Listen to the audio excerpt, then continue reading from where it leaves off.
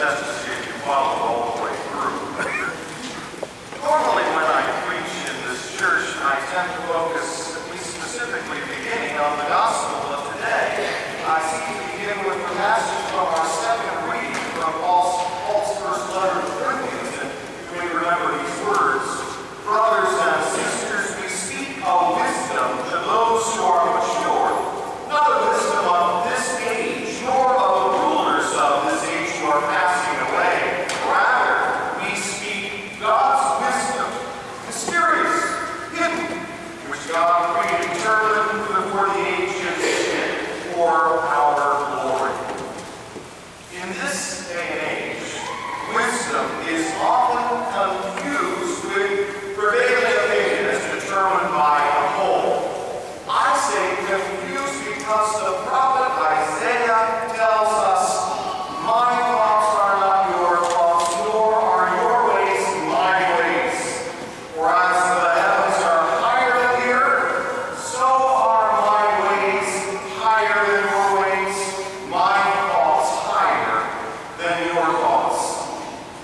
But what is this wisdom that St. Paul describes and Isaiah voices? The scriptures tell us that God knows everything about everything. He knows what we're thinking. He knows everything that is going to happen. He even knows everything that could happen under any set of circumstances. God cannot devise a bad plan or fail to bring his purposes and promises to their conclusion because he knows everything. His omniscience undergirds his wisdom. But wisdom is not just knowledge, but know-how. God's wisdom enables him to know how to do anything. Wisdom entails the skillfulness to formulate a plan and to carry it out in the best and most effective manner. For example, God gave Joshua wisdom to know how to lead Israel. And Solomon asked for and received the wisdom and knowledge necessary to rule Israel. To have this know-how, a person needs to be able to discern good from evil. The Bible addresses this in the 3rd chapter of the book of Genesis, where we learn that eating the fruit of the forbidden tree caused Adam and Eve to know evil by experience. To know evil by experience.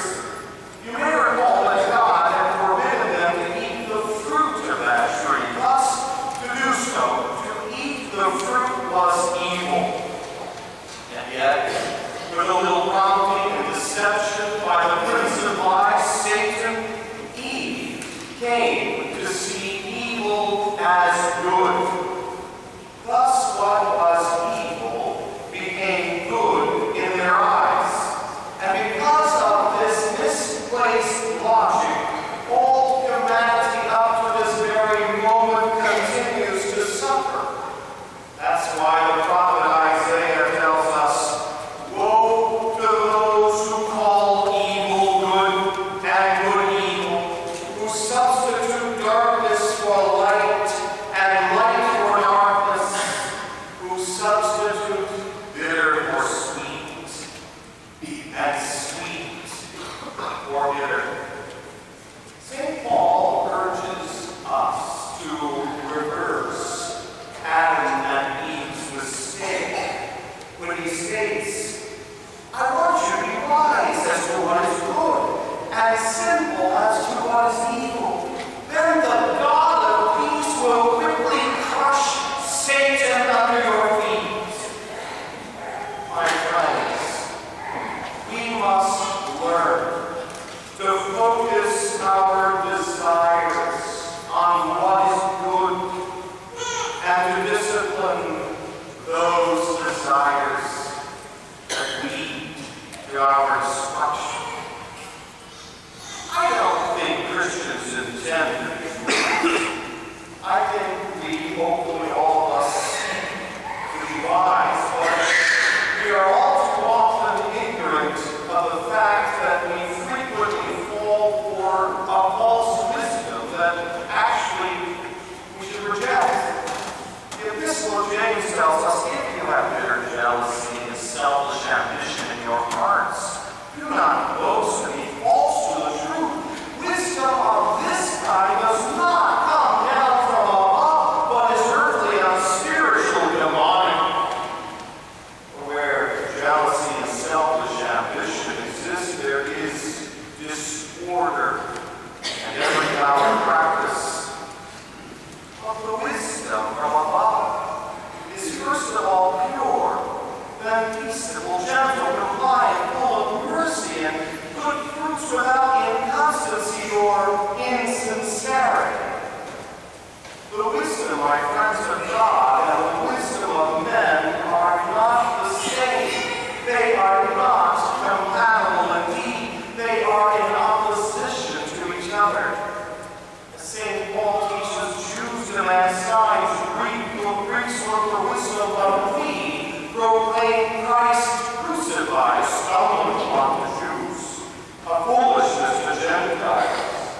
But to those who are called Jews and Greek alike, Christ, the power of God and the wisdom of God. The wisdom of God, true wisdom, does not come from below, but instead from above.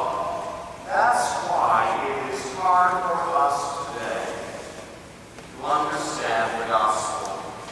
These words of Jesus, who says, do not think I have come to abolish the law or the prophets. I have come not to abolish but to fulfill. Amen. I say to you, until heaven and earth pass away, not the smallest letter or the smallest piece of a letter will pass from the law until all things have taken place. Therefore, whoever breaks one of the least of these commandments and teaches others to do so will be called least in the kingdom of heaven. As I prepared this homily, I said, certainly in my mind, this is not going to be a feel-good homily today, because it's challenging and hard, isn't it, to sometimes hear these words of Jesus, because in many cases we want them to be different. We have a desire in our heart that sometimes the teaching of the church work different, because we all are human. Everyone here is human. We all sin and fall short of God's glory, and so we all have failures in our moral life that the church teaches us are wrong. They're not right. The world wants us to think they're right. Sometimes we get mad at God. Some people complain about the Church of the United Nations Commission and attack us for some of our failures on priestly sexual abuse. I think we've gone a long ways in the Church of the United States to address we're not perfect. I doubt any organization in this country's worked as hard as we have to deal with that issue. But then they said, you're wrong on abortion. You're wrong on other moral teachings. You should change your beliefs, Catholic Church. That is the wisdom of this age. It is a false wisdom. To buy into that wisdom leads to my destruction of yours. If I dare to teach another point of view, I'd be afraid about the heat that would be at my soul after this Mass at the end of my life. I remember an Indian priest telling me when I lived in England, he said as a parish priest, the great burden for him was the responsibility he bore for every soul in his care. It is awesome and frightening. God calls us not to accept the poll on what is right and wrong, but to listen to these words of Jesus, because they're challenging and they're painful.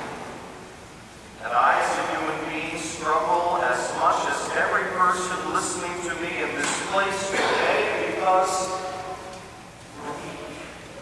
We're earthen vessels. But Jesus has set a standard for us, and he wants to lift us up. And he gives us his great gift of confession when we fail and we fall short and we're not where we want to be, because he wants to remind us there is always hope. Even when we fail, there is always hope for us. His arms are always wide. They are wide on the cross out of his personal choice. Out of his love for fallen man. Two wrongs don't make a right. The UN Commission was wrong. Except the beliefs of the world are wrong. And today I appeal to you. Cardinal Newman was very helpful when he said 100 difficulties doth not enough. If you're struggling with the teachings of the church in some moral area of your life, that's okay. It shows me you're alive. It tells me you care. It informs me that you want to do what is right even when it's so hard. Remember your struggles. God loves you. God loves you. Fear of the Lord is the beginning of wisdom. May you and I today be blessed with enough fear to question what the world is telling us is right, but our conscience informed by the gospel and the teachings of the church tell us otherwise. May our prayers for this Mass help us to live accordingly. May we lift each other up in our struggles, not condemn, find hope, and always encourage. In the name of the Father, the Son, and the Holy Spirit. Amen.